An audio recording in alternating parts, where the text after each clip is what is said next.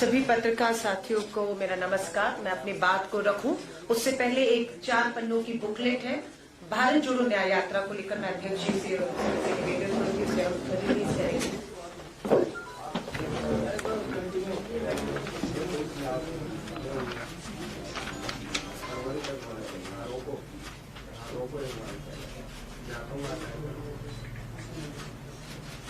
Thank you. धन्यवाद।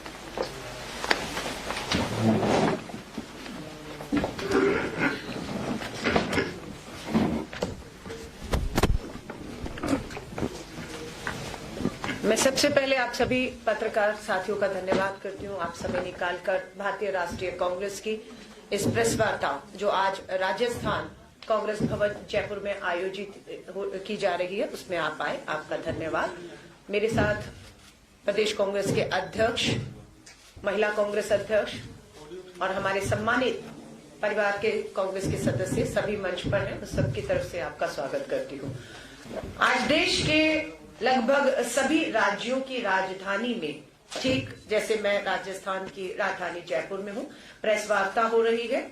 और ये जो आज हमने भारत जोड़ो न्याय यात्रा 4 पन्ने की बुक रिलीज की है उसी से संबंधित प्रेस वार्ता है। पहली यात्रा 7 सितंबर को शुरू हुई थी 2022 को कन्याकुमारी से कश्मीर तक 4000 किलोमीटर का सफल एक यात्रा रही। कन्याकुमारी से कश्मीर में लोग जुड़े उसमें, उसी की मांग को देखते हुए कि पूर्व से पश्चिम की भी यात्रा की जाए, कोई भी राज्य छूटना नहीं चाहिए। अब दूसरी यात्रा 14 जनवरी को मणिपुर से पूर्व से पश्चिम गुजरात होते हुए महाराष्ट्र मुंबई तक पहुंचेगी। 14 जनवरी 2024 को यात्रा शुरू होगी और 20 मार्च 2024 को मुंबई में समापन होगा। ये यात्रा लगभग हमारी जो है 6713 किलोमीटर चलेगी। इस यात्रा में 110 जिलों से ये गुजरेगी। ये यात्रा 15 राज्यों से गुजरेगी। पहली यात्रा भारत जोड़ने का प्रयास था, भारत जोड़ने की यात्रा थी और उसमें हम कामयाब हुए। हम देश को जोड़ने में, देश के मुद्दों को से जोड़ने में कामयाब हुए। इस यात्रा में न्याय शब्द जोड़ा गया है। भारत जोड़ो अब ये न्याय यात्रा है। न्याय यात्रा आर्थिक न्याय की लड़ाई, न्याय यात्रा सामाजिक न्याय की लड़ाई है, न्याय यात्रा राजनीतिक न्याय की लड़ाई है। इस लड़ाई में कहां अन्याय हो रहा है देश में पिछले सालों में, ये एक प्रेस रिलीज है, इसके बिंदु हैं, आपसे शेयर किए जाएंगे। पिछले 10 साल अन्याय का काल, पिछले 10 साल अन्याय का काल रहा। कैसे रहा? अगर आप देखेंगे, युवा बेरोजगारों का सबसे बड़ा मुद्दा आज पूरे देश में छाया हुआ है। जहां पर 2012 में 1 करोड़ बेरोजगार युवा थे, आज लगभग 4 करोड़ पढ़े लिखे बेरोजगार युवा हैं जो रोजगार की तलाश में हैं। 2 करोड़ नौकरियां हर साल का वायदा था, 10 साल में 20 करोड़ नौकरियां, लेकिन हकीकत है नौकरियां मिली नहीं, उल्टा 4 करोड़ युवा बेरोजगार हुए हैं। महंगाई का मुद्दा है, petrol, diesel, LPG gas cylinder सब महंगे हैं। आवश्यक वस्तुओं पर जीएसटी लगाया गया है जिसका हम विरोध करते हैं। घरेलू बचत 50 साल के निचले स्तर पर आ गई है, लोग बचत नहीं कर पा रहे, कर्ज ले रहे हैं। सो महंगाई की मार। अशोक गहलोत जी की सरकार थी, कांग्रेस की सरकार थी, 500 का सिलेंडर मिल रहा था, 450 का वायदा था।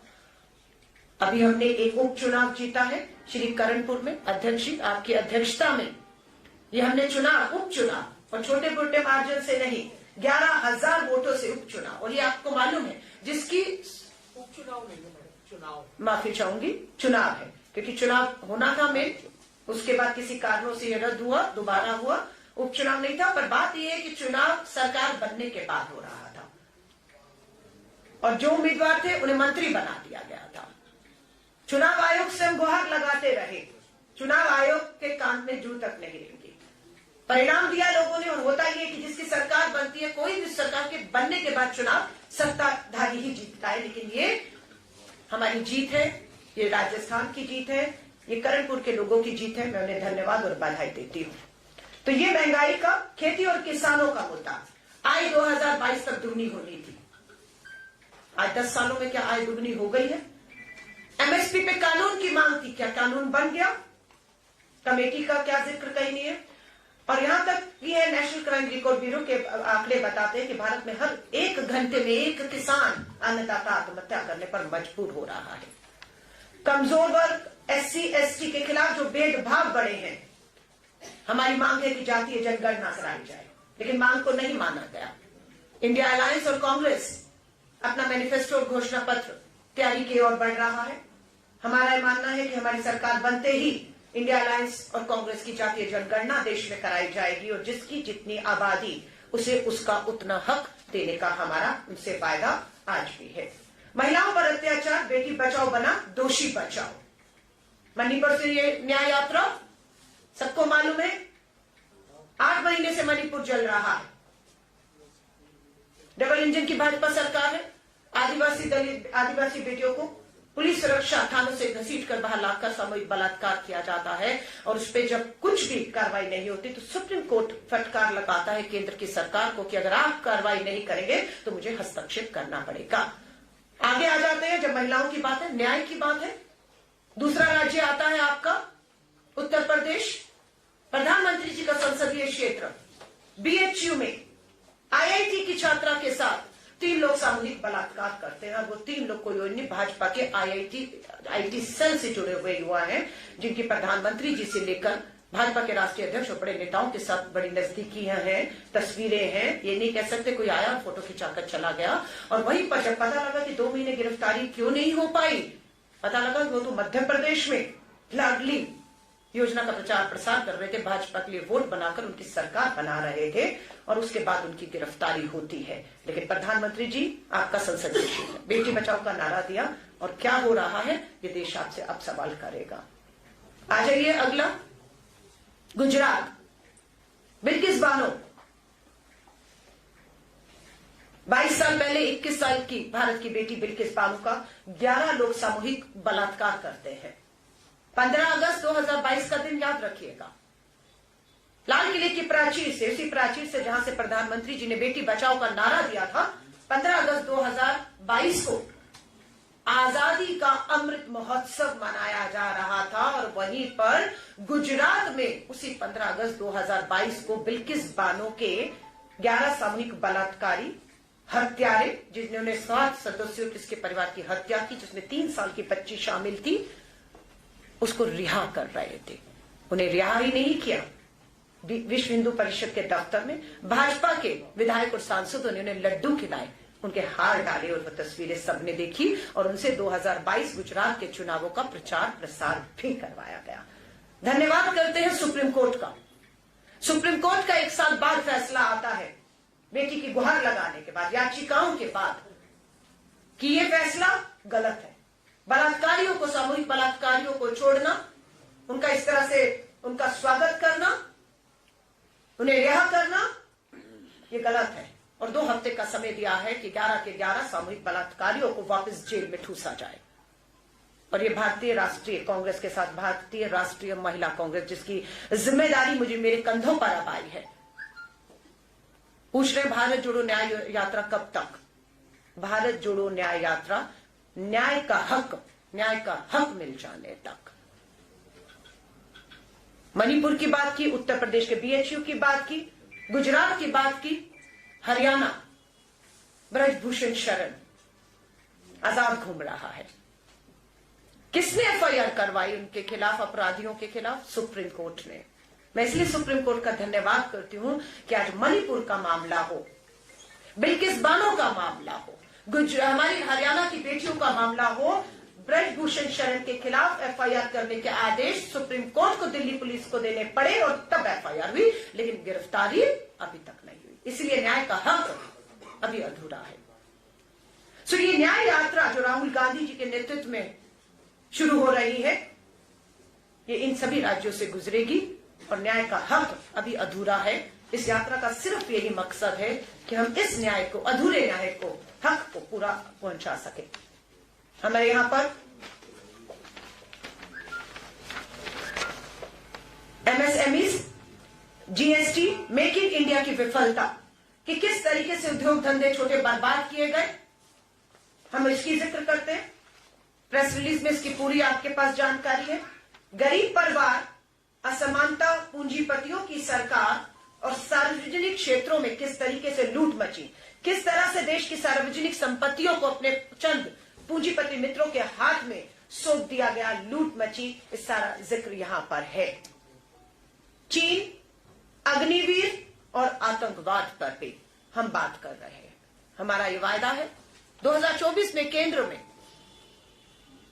कांग्रेस और इंडिया अलायंस की सरकार बनते ही अग्निपथ भर्ती योजना हम रद्द करने जा रहे हैं। पक्की सेना की भर्ती होगी। शहीद को जो शहीदी का दर्जा है, कफन में जो तिरंगे का सम्मान है जिसके लिए वो शहीद होता है, वो हक हम उन्हें दिलाएंगे। इस समय कांग्रेस का एक्स सर्विसमैन सेल दिल्ली के जंतर मंतर पर हजारों युवाओं के साथ बैठा हुआ है।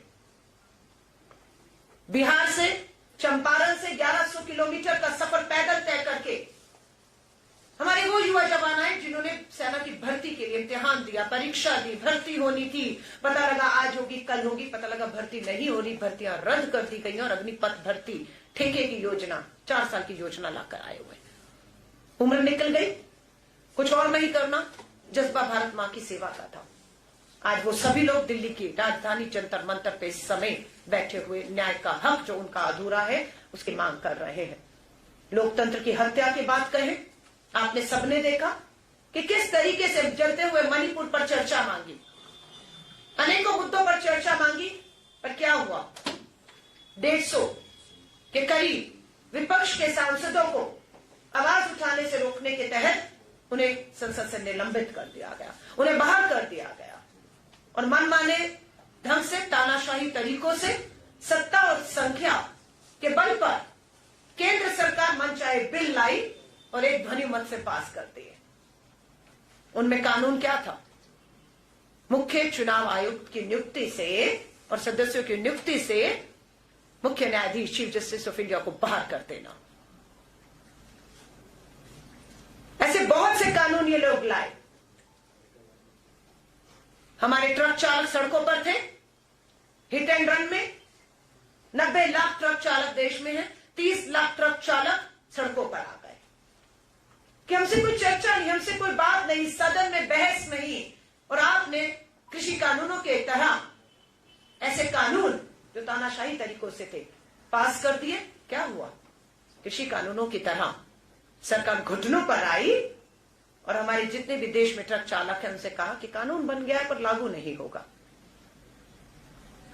महिला आरक्षण कानून बन गया है पर 2024 में देश की आधी आबादी को हक मिलेगा, 33% सीटों पर लड़ पाए, नहीं मिला है। तो ये सारे हमारे जो हक हैं वो अभी अधूरे हैं। इसीलिए जरूरत महसूस हुई भारत जोड़ो न्याय यात्रा, न्याय का हक मिलने तक ये यात्रा हमारी, ये संघर्ष हमारा जारी रहेगा। इसके लिए बहुत से लोग पूछ रहे हैं हम इस यात्रा में कैसे शामिल हो सकते हैं।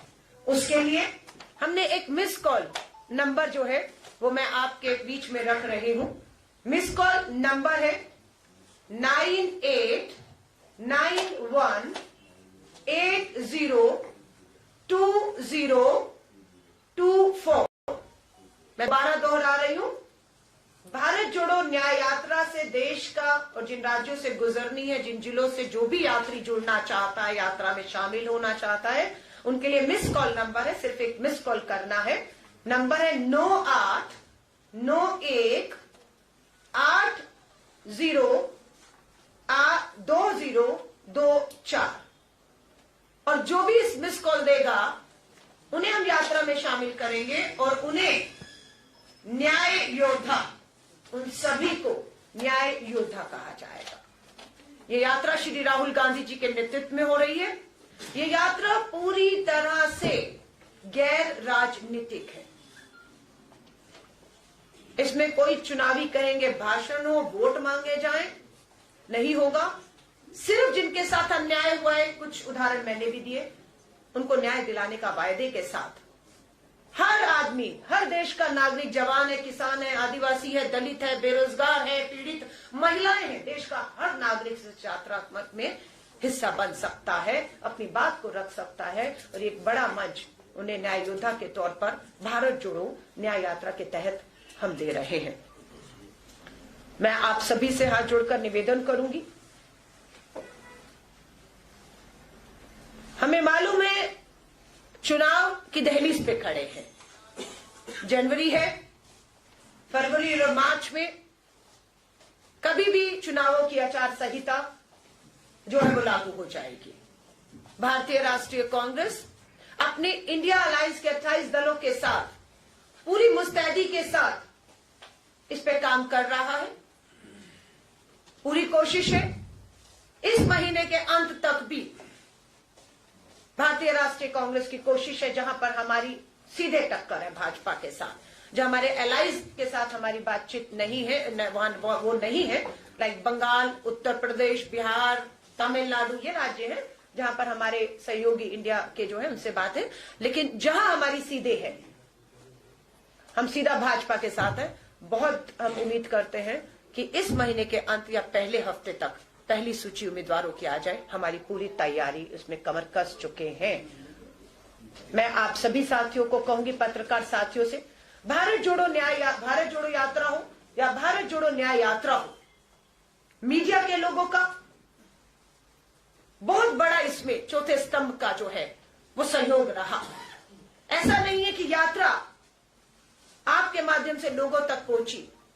लोग पीड़ित जो थे, जो न्याय की उम्मीद में भटक रहे थे, वो भी आपके माध्यम से यात्रा में जुड़ पाए और उन्हें मंच देने का काम, उनकी आवाज को उठाने का काम श्री राहुल गांधी जी ने किया। कल ही हमारे अग्रिम संगठनों की मीटिंग हुई। लगातार हमारे हर राज्य की लोकसभा की तैयारियों को लेकर मीटिंग पूरी हो चुकी है। स्क्रीनिंग कमेटी केंद्रीय और राज्यों की बन चुकी है। हमारी इंडियन अलायंस की जो समूह को मुकुल वासनिक जी के नेतृत्व में, जिसमें हमारे राजस्थान के मुख्यमंत्री भी हैं उस कमेटी में, पूर्व मुख्यमंत्री छत्तीसगढ़, और ये लोग हैं। इंडिया अलायंस के समूह से लगातार बैठकें हो रही हैं 101, और जल्द मुझे लगता है हम इस दिशा में आगे बढ़ेंगे। मैं आप सभी साथियों से निवेदन करती हूं। इसके बाद हमारी महिला कांग्रेस के अध्यक्ष भी हैं, हमारे प्रदेश कांग्रेस के अध्यक्ष भी हैं। मैं महिला कांग्रेस के तौर पर कल मैंने शपथ ली। ये पहला दौरा, पहला राज्य आज मेरा राजस्थान जयपुर है। मैं अपने आप को भाग्यशाली मानती हूं कि जयपुर राजस्थान अध्यक्ष जी मेरे लिए बहुत निजी तौर से भी हमेशा लकी रहा है। आप ही के यहाँ पर प्रेस कॉन्फ्रेंस कर करके एनएसयू की राष्ट्रीय अध्यक्ष से राष्ट्रीय महिला कांग्रेस वर्किंग कमेटी की जिम्मेदारियां मेरे कंधों पर आई हैं। इसके बाद तुरंत मैं महिला कांग्रेस के अध्यक्ष के साथ बैठ के प्रदेश महिला कांग्रेस कार्यकारिणी और जिला अध्यक्ष जो आई हैं उनके साथ बैठ के करेंगे। महिला सम्मेलन होंगे और पूरी कोशिश रहेगी एक बार फिर से राजस्थान में भारत जोड़ो यात्रा हुई और ये भी भारत जोड़ो न्याय यात्रा राजस्थान से एक बार फिर गुजरने वाली है। मैं आप सभी पत्रकार साथियों का धन्यवाद करती हूँ और हाथ जोड़ के सिर्फ एक ही निवेदन करूंगी। आज की प्रेस कॉन्फ्रेंस का मकसद जो है वो ये है, भारत जोड़ो न्याय यात्रा न्याय का हक मिल जाने तक जो शुरू हो रही है श्री राहुल गांधी जी के नेतृत्व में, आज की प्रेस वार्ता पूरी तरह उसी से समर्पित है। मैं आती रहती हूँ, आती रहूंगी। अध्यक्ष जी आपके बीच में हैं, आपके बीच में सदा रहते हैं। जो भी दूसरे मुद्दे हैं आपको अवसर मिलता रहेगा, आप उस पर सवाल कीजिए, उसका स्वागत है। लेकिन आज आपसे हाथ जोड़कर मेरा निवेदन है कि आज की प्रेस वार्ता यहीं तक केंद्रित रखेंगे। इसी को संबंधित आपके जो भी सवाल हो, जो भी शंकाएं हो, जो भी हो, उसका मैं स्वागत करती हूँ। पर हाथ जोड़ के पत्रकार साथियों से निवेदन है, आज की प्रेस वार्ता निवेदन है मुझे इसी को समर्पित करने दीजिएगा। धन्यवाद।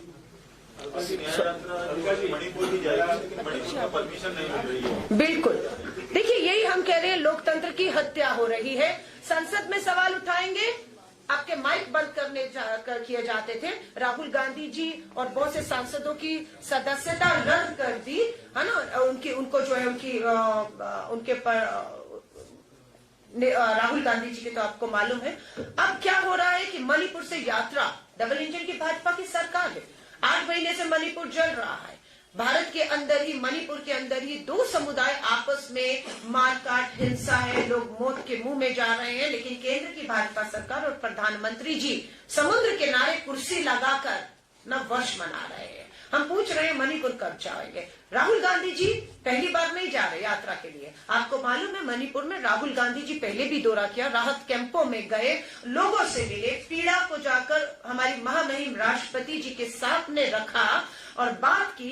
पीड़ित बेटियां जंतर मंतर तक आई, सामूहिक बलात्कार की जो हमारी आदिवासी बेटियां शिकार हुई, लेकिन कोई सुनवाई नहीं हुई। आज राहुल गांधी जी की भारत जोड़ो न्याय यात्रा की इजाजत, ये आप सही कह रहे हैं।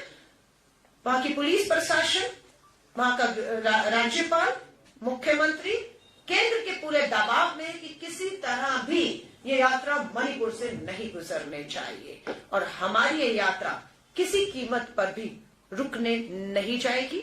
यात्रा मणिपुर से ही शुरू होगी, तय रूट से शुरू होगी और अब हमें भी देखना है कि कितना दम है उनमें और कितनी ताकत से वो रोकेंगे। जितनी ताकत से वो रोकेंगे उतनी ताकत से हम लोगों का जो न्याय दिलाने का भरोसा है वो मजबूत करते जाएंगे। धन्यवाद। मेरा सवाल ये है कि राहुल गांधी की जो भारत जोड़ो यात्रा हाँ जी, जिन राज्यों से गुजरी थी, राजस्थान है, मध्य प्रदेश है, छत्तीसगढ़ है, राजनीतिक लिहाज से सीटों का लाभ कांग्रेस को नहीं मिल पाया। क्या लगता है कि इस यात्रा से कांग्रेस को कुछ लाभ मिलेगा लोकसभा चुनाव में? देखिए, मैं आपको फिर कह रही हूँ, वो यात्रा या ये यात्रा पूरी तरह से गैर राजनीतिक है। राहुल जी का कोई भी भाषण, वार्ता दिखा दीजिए जिसमें भारत जोड़ो यात्रा में उन्होंने वोटों की अपील की हो कि इस राज्य में चुनाव है। तेलंगाना से यात्रा गुजरी, चुनाव हुआ, हम जीते। यात्रा कर्नाटका से गुजरी, चुनाव हुआ, हम जीते।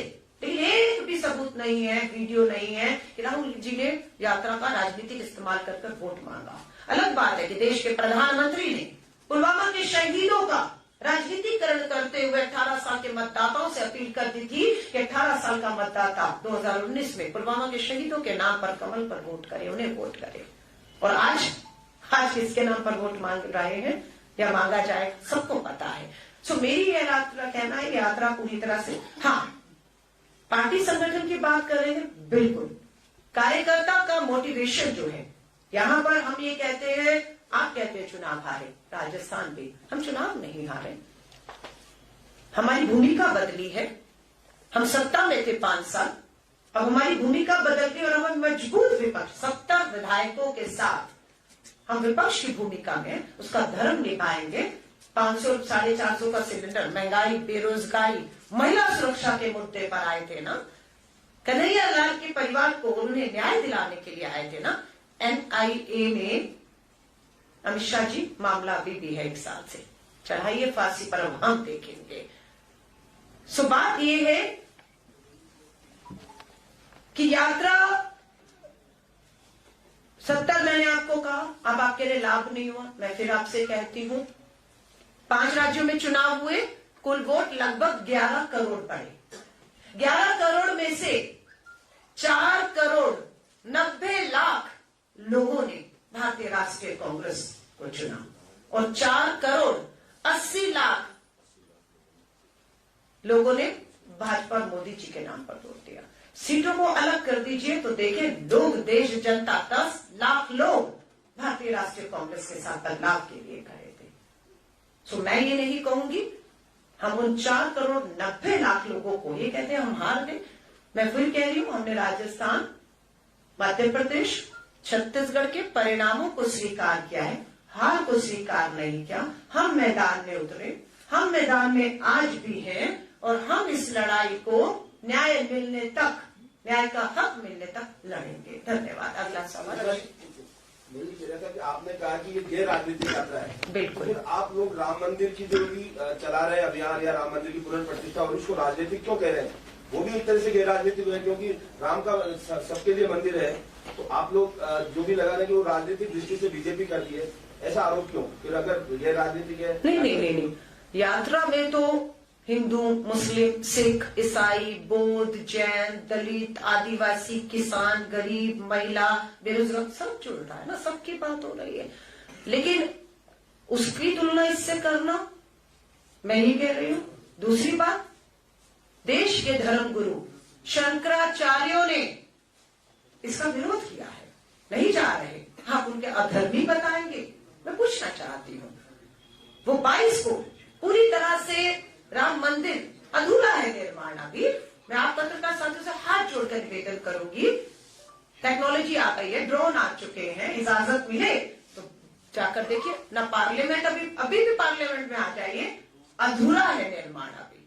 बाहर पूरा आज भी आपको दिखेगा निर्माण अधूरा है, लेकिन जल्दबाजी में महामहिम राष्ट्रपति जी महिला है, आदिवासी समाज से आती है, कस्टोडियन है, लोकसभा और राज्यसभा की बुलाया गया सिर्फ मोदी जी। और अभी राम मंदिर में क्या हो रहा है? आप कहना चाहते हैं देश के धर्मगुरु शंकराचार्य अपमानित महसूस कर रहे हैं। ये उनका कहना है कि भगवान श्री राम कण कण में बसे हुए हैं। सिर्फ चुनावों की जल्दबाजी में अधूरे निर्माण को राजनीतिक लोगों के हाथों से ये शिलान्यास होना अधर्म का काम है।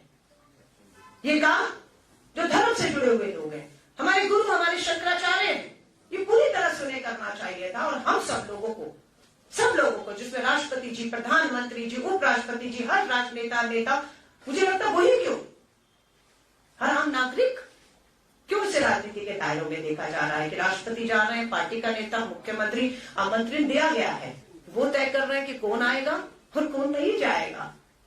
ये वो तय कर रहे हैं, निमंत्रण वो बांट रहे हैं।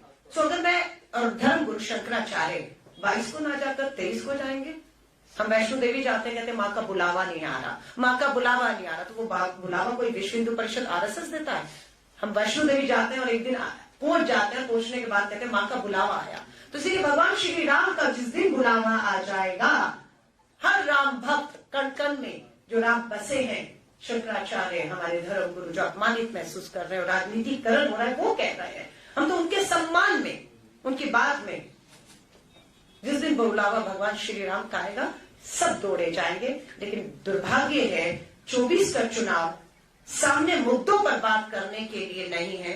लोकतंत्र की हत्या, संविधान की हत्या, किसानों के ये हत्यारे हैं, आत्महत्याएं की, बेरोजगार युवा, सेना, सरहदें, महिलाएं बलात्कार की शिकार हो रही हैं आपके उत्तर प्रदेश में। और आप भगवान श्री राम का राजनीतिकरण करके वोटों की राजनीति, राजधानी दिल्ली पटी पड़ी है। भगवान श्री राम, प्रधानमंत्री मोदी जी दोनों, और एक में तो प्रधानमंत्री जी का कद इतना बड़ा कि भगवान श्री राम की उंगली पकड़ करके जा रहे हैं।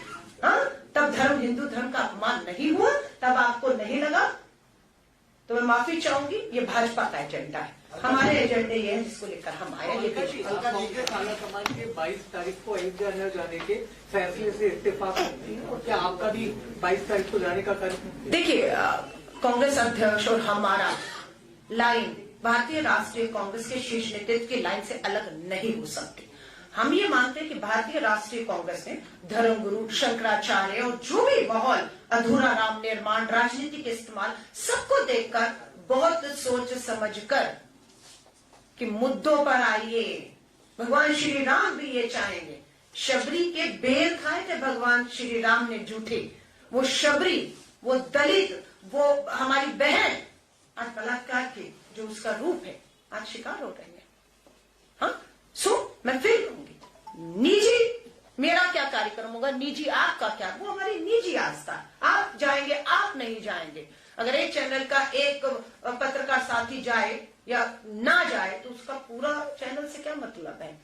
तो प्लीज इस मुद्दे को हम यहीं खत्म करेंगे, क्योंकि भाजपा चाहती है कि पूरा, क्योंकि राजनीति का धर्म होना चाहिए, राजनीति का धर्म होना चाहिए, लेकिन धर्म पर राजनीति नहीं होनी चाहिए। धर्म पर राजनीति कर वोटों का ध्रुवीकरण करके, वोट हासिल करके सत्ता हासिल करने का प्रयास नहीं होना चाहिए। और सत्ता हासिल हो जाए तो मात्र अपने पूंजीपति मित्रों के नहीं, देश के गरीब मजदूर किसान की भी सोचनी चाहिए।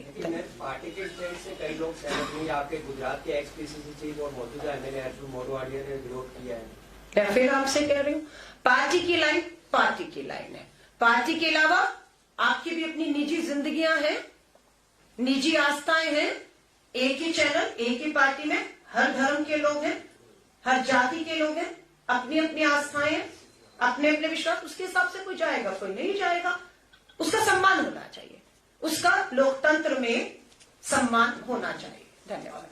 राम मंदिर का जो ये मुद्दा है, हाँ। तो आप खुद मानते हैं कि एक बड़ा इवेंट जैसा बनाने की कोशिश की बिल्कुल। है। क्या आपको लगता है कि नरेंद्र मोदी सरकार इसका फायदा उठाते हुए जल्दी लोकसभा का चुनाव करा देगी ताकि उन्हें फायदा मिले?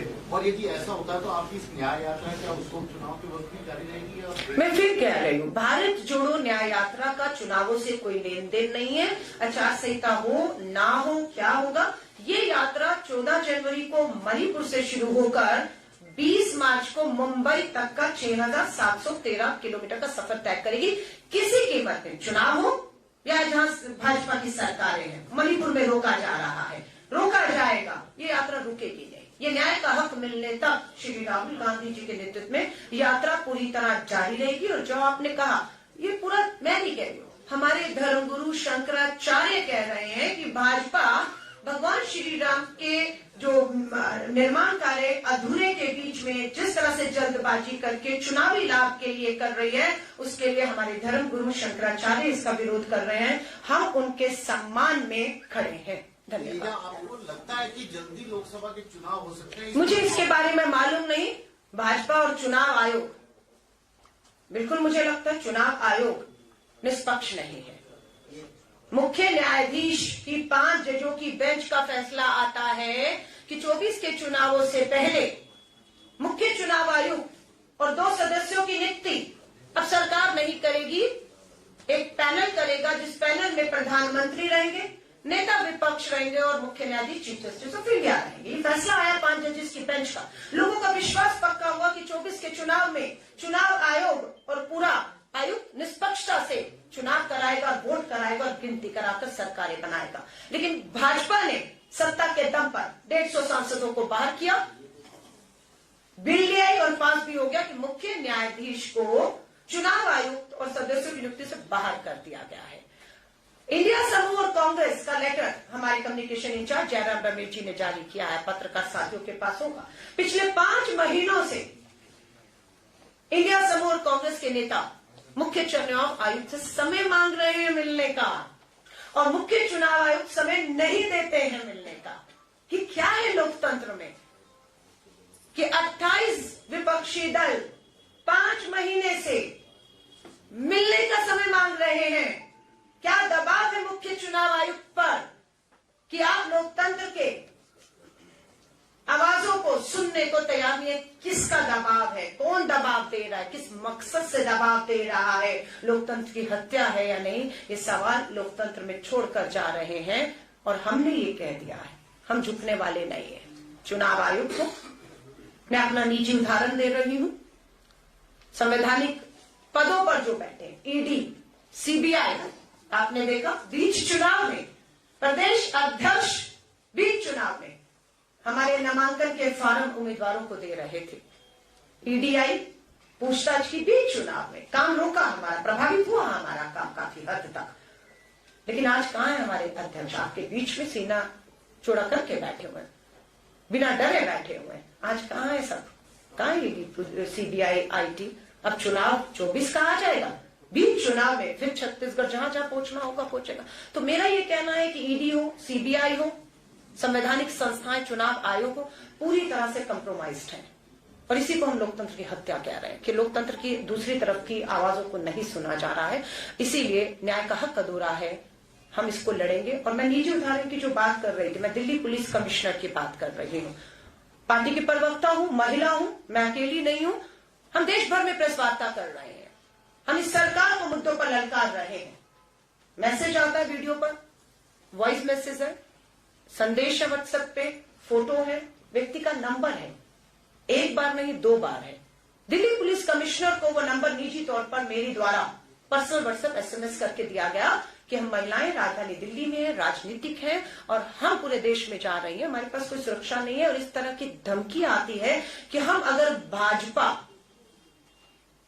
मोदी जी किसी के खिलाफ, संघ, RSS, विश्व हिंदू परिषद, किसी के खिलाफ बोले और कोई सवाल किया तो हमारी गर्दन काट दी जाएगी। ये वॉइस मैसेज फोन नंबर के साथ दिल्ली पुलिस कमिश्नर को दिए 15 दिन हो गए हैं। क्या मजबूरी है दिल्ली पुलिस कमिश्नर की या जो राज्यों में, मैं एक राज्य की बात नहीं कर रही हूं, बहुत सी हमारी बेटियां चक्कर काट रही हैं, सुनवाई नहीं है, सुनवाई नहीं है। सो आप सोच सकते हैं कि जब हमारी सुनवाई नहीं। दबाव है दिल्ली पुलिस कमिश्नर पे, गृह मंत्रालय का, क्या आप नहीं मिलेंगे, नहीं सुनेंगे, वही दबाव चुनाव आयोग, IT, ED, CBI सबके पास है और सब अपने संवैधानिक शपथ को भूल चुके हैं। सब सिर्फ सत्ता और कुर्सी बचाने के लिए लगे हुए हैं और उसके पीछे सबसे ज्यादा जो धन है वो एक पूंजीपति मित्र का लगा हुआ है, जिसके कहने पर संवैधानिक पदों पर ऐसे लोगों को बिठाया जा रहा है जिसका मकसद सिर्फ ये है कि देश के लोकतंत्र की हत्या करना। धन्यवाद। अलका जी, आपने अभी कहा है कि चुनाव आयोग निष्पक्ष नहीं है, तो क्या आप आने वाले चुनाव में कोई गड़बड़ी का अंदेशा रखती हैं या आप सीधा आरोप ही लगा रही हैं? नहीं, आरोप का है, सबूत दिए ना आपको। 5 जजों की, मुख्य न्यायाधीश के 5 जजों की बेंच ने ये महसूस किया कि ये सही नहीं हो रहा, इसे सही करना है। उन्होंने सही किया। मुख्य न्यायाधीश, शक है किसी को? किसने नियुक्त किया मुख्य न्यायाधीश ऑफ इंडिया? किसने बिठाया उस पद पर? किसने संविधान की शपथ दिलाई? अगर आपको शक है, हटा दीजिए। आपने मुख्य न्यायाधीश को हटाया? नहीं। आपने कहां से हटाया? आपने उस नियुक्ति कमेटी से, चयन कमेटी से, जो मुख्य चुनाव आयुक्त की नियुक्ति करेगा, उससे हटाया है। और उससे हटाते ही बेनकाब हुए आप। क्या आपके मन में डर है कि अगर मुख्य न्यायाधीश वहां पर होंगे नियुक्ति में, तो आप फैसला अपने मन मुताबिक उस अधिकारी को उस पद पर बिठाने का जो सोच के बैठे हैं 2024 के चुनाव को प्रभावित वो नहीं कर पाएंगे? क्योंकि अब क्या हो गया, अब 2 सत्ता पक्ष होगा। प्रधानमंत्री जी बैठेंगे, उनका एक में भी कानून मंत्री और आपका नेता विपक्ष बैठेंगे, तो फैसला 2:1 से होगा। तो जिसे चाहेंगे वो बैठेगा और वो बैठेगा तो लोकतंत्र को नहीं बचाएगा, भाजपा और मोदी जी की कुर्सी, भाजपा की सत्ता और कुर्सी बचाने का काम करेगा। तो ये मैं आरोप नहीं लगा रही हूँ, तो आपके सामने मैं बार बार दोबारा आपने कहा तो दोबारा दोहरा दिया। ये लोकतंत्र को चिंता करनी है, इसकी चिंता सिर्फ कांग्रेस को करनी है। कांग्रेस ने नागपुर में अभी 138 वर्ष पूरे किए हैं, 138 साल पूरे किए हैं। हम सत्ता में थे, हम सत्ता में नहीं थे। देश की आजादी को 75 साल हुए, तो 75 साल पहले क्या थे? गुलाम देश था और कांग्रेस थी और लड़ रही थी इन अंग्रेजों से, इन तानाशाही सरकारों से। हम लड़ रहे थे और हम आज भी लड़ रहे हैं, हमें फर्क नहीं पड़ता। हम सत्ता में राजस्थान में कल थे, आज नहीं है। हम थे, हम हैं, हम रहेंगे और हमें देश के गरीब, किसान, मजदूर, दलित के लिए आवाज, लोकतंत्र, संविधान को बचाने के लिए हमें लड़नी है। ये अलका जी, मेरा सवाल ये है, आप बता रही कि ये यात्रा राजनीति नहीं है। पिछली बार भी राजनीति नहीं था, इस बार भी जो यात्रा होने जा रहा है वो ये भी राजनीति नहीं है। सिर्फ खाली जनता के बीच कांग्रेस कार्यकर्ता को उत्साहित करने के लिए राहुल गांधी। लेकिन इसके बावजूद भी पिछले यात्रा में भी इस यात्रा करेंगे, क्या हुआ क्या नहीं होगा भविष्य बताएगा। न तो कांग्रेस के कार्यकर्ता उत्साहित हो रहे हैं, बसंते सत्ता से और आउट हो जाते। जनता नहीं आपसे जुड़ पा रही है कांग्रेस से, और आप करें कि जनता मालूम नहीं। मेरे पत्रकार साथी ने मेरी पूरी प्रेस वार्ता सुनी या आप कहीं और व्यस्त थे, मैं दोबारा आपके लिए दोहरा रही हूँ। आपने कहा कार्यकर्ता उत्साहित नहीं है। 10 लाख कार्यकर्ता 28 दिसंबर को नागपुर में कांग्रेस के 138वें साल पर एकत्रित हुए। ऐतिहासिक हमारा 10 लाख कार्यकर्ताओं का था। लोग नहीं जुड़ रहे, दोबारा दोहरा देती हूँ। 11 करोड़ लोग वोट करते हैं और 4 करोड़ 90 लाख लोग कांग्रेस को चुनते हैं। आप कह रहे लोग नहीं जुड़ रहे हैं।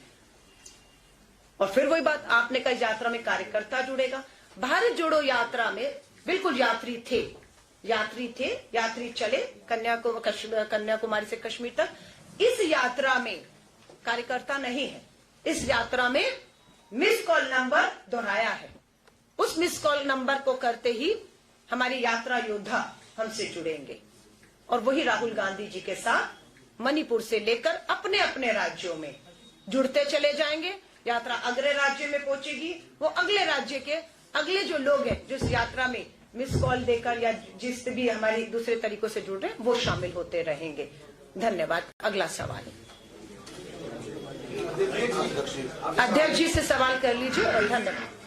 कांग्रेस ने कांग्रेस ने पार्टी के धन संग्रहण के लिए QR कोड जारी किया है। पता चला कि कुछ जगह वो गलत QR कोड होगा, दूसरे खातों में पैसे जा रहे हैं। मेरी नॉलेज में नहीं है। हाँ, नहीं आप मेरी नॉलेज में नहीं है। नहीं, ये काल्पनिक सवाल है, क्या है क्या नहीं है। आप हियर से कोई बात सवाल पूछ रहे हो, इसका कोई मतलब नहीं है। कोटा नगर निगम में आपकी सरकार ने गोपालन मंत्रालय बनाया। कोटा नगर निगम की गौशाला में 115 गायें सर्दी से मर गई। ये अगली बार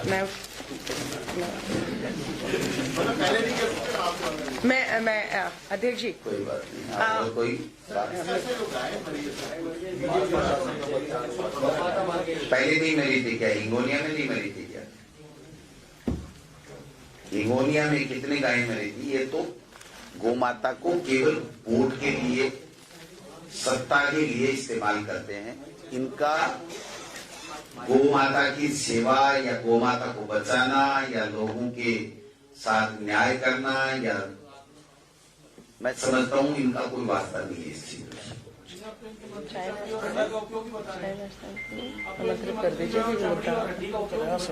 नहीं, अधिक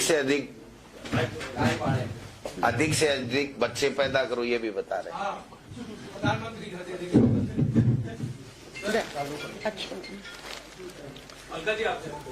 अब खत्म करें? हो गया, खूब नहीं हो गया, बिकॉज हमारे जो मुद्दे हैं ना, जिस पे मैंने आपसे निवेदन किया, अब हम मुद्दों पर डाइवर्ट हो रहे हैं। स्थानीय मुद्दे पर अध्यक्ष जी बात करेंगे। हाँ,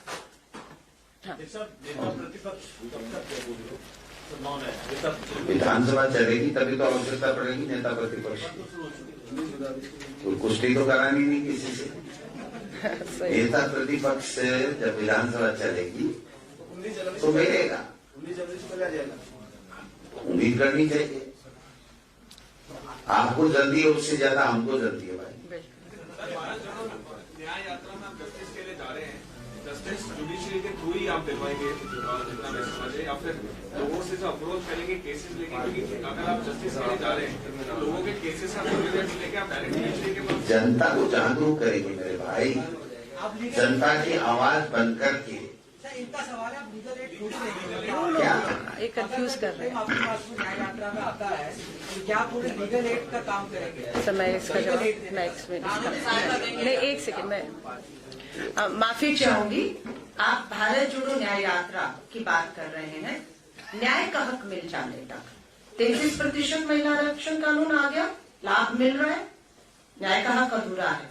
हम सत्ता में आते ही महिला आरक्षण कानून लागू करेंगे। कहां लागू करेंगे? हरियाणा, महाराष्ट्र, दिल्ली विधानसभा चुनाव होने हैं 24 के तुरंत बाद। सत्ता आते ही महिला आरक्षण कानून के तहत इन राज्यों में चुनाव होगा, सबसे पहला चुनाव होगा। ये हक अधूरा है, ये हक पूरा होगा। किसानों का न्यूनतम समर्थन मूल्य कानून आता था, हक अधूरा है, कानून नहीं आया। बहुत से न्याय राजनीतिक तौर से होने हैं। महिलाओं के खिलाफ अपराध में एफआईआर ही नहीं हो रही, सुप्रीम कोर्ट को कहना पड़ रहा है। तो ऐसा नहीं, न्याय मतलब कोर्ट, अदालतें, कानूनी वकील और केस, बहुत से मामले हैं। लेकिन हमारा इवन महिला कांग्रेस का महिलाओं का एक लीगल सेल, जितनी वकील है देश भर में, पूरी तरह से उन पीड़ित, हमारे जो पिता और भाई अपनी बच्चियों को लेकर घूम रहे हैं, लेकिन पैसा नहीं है बड़ा वकील करने के लिए, उनकी सलाह नहीं मिल रही, उन्हें भी हर तरीका का लीगल एड देने का काम, मदद देने का काम हम करेंगे। धन्यवाद। एक आखिरी सवाल है।